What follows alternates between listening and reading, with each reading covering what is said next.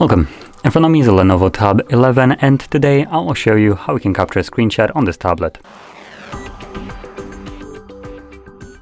So, to get started, you'll want to open up content that you wish to capture. I'll be using home screen as an example for this, so it's already open and visible on my screen. From there, all you need to do is hold your power button and volume down at the same time.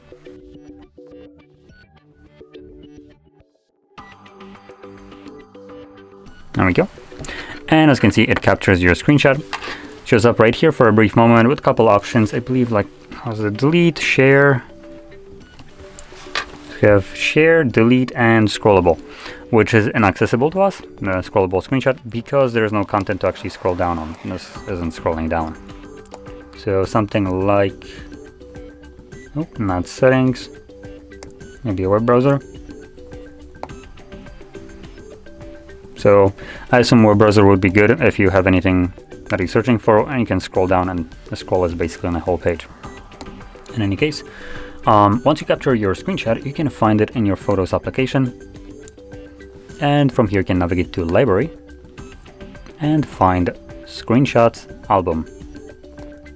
In here, obviously, you will find screenshots that you've captured over the time of using this device, and here's the one that I have just captured.